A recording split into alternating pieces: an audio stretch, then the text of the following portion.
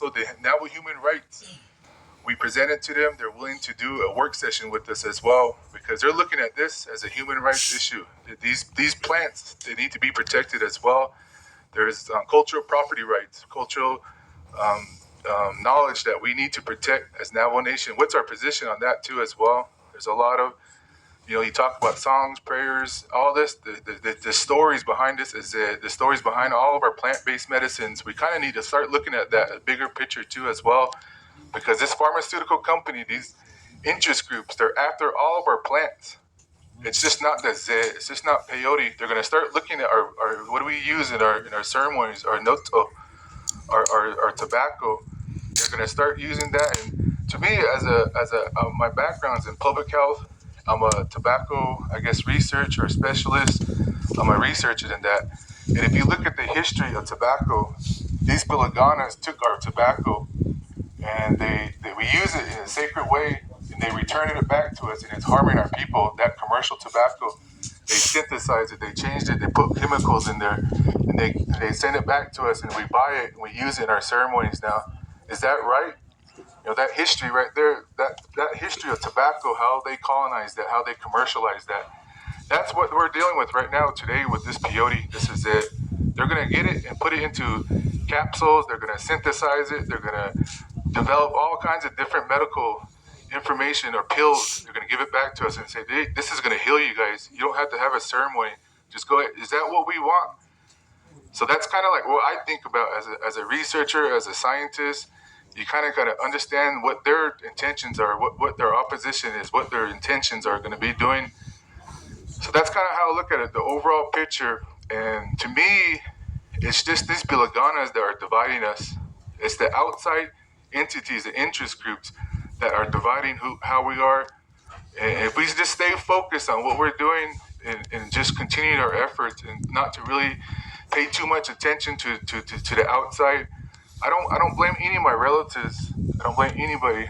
If I'm gonna blame somebody, I blame the Balagana. I blame the outside. Those guys, they did a lot of harm to us historically.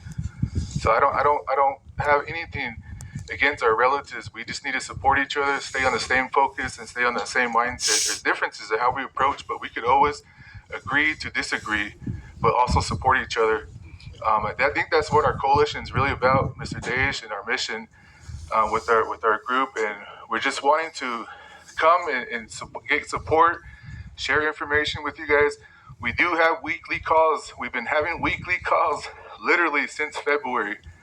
And we probably had, I think I counted the other week, we had over 33 coalition calls, either by Zoom or in person, because we're way behind, is what we figured out from the very beginning, that our Navajo Nation government is way behind on this issue.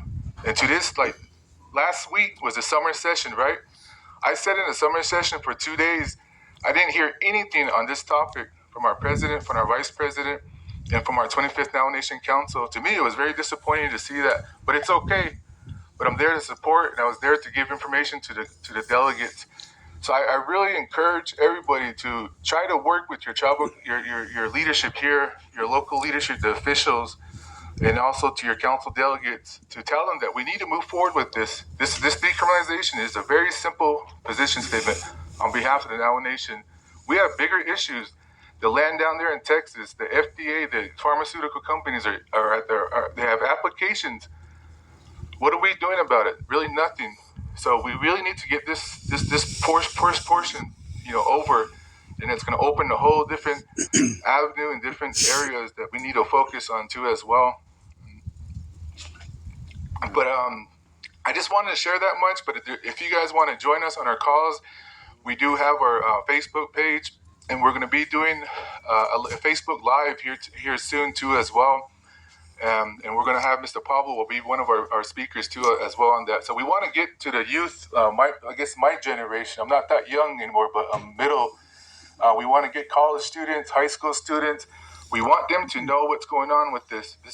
We have a lot of students in different metropolitan areas. We want them to get involved because I think they're going to be our voice. They're going to be the ones that really advocate, because that social media is really powerful if you know how to use it, you know how to utilize it. So that's kind of my intent. I want to get down to the middle age, 30 to 40-year-olds.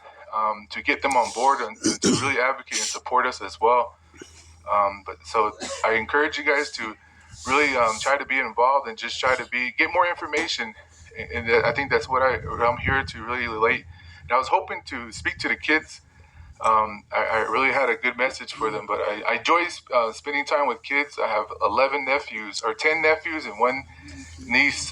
So I really we do a lot of presentation in my work. I do tobacco control, public health. We do stuff with the kids. So I was really hoping to speak with the kids. But thank you for inviting me to be a speaker. I really appreciate it. And I just wanted to appreciate everybody for having Youth Day, for putting up 4 teepees is what I understand here, joint for all the students and for our youth, and that they'll be able to get this message too as well, because we're doing this for them as well. We're doing this for that generation, for the kids, to protect this medicine for them in a natural habitat. But I just wanted to say that, yeah, thank you. Appreciate it.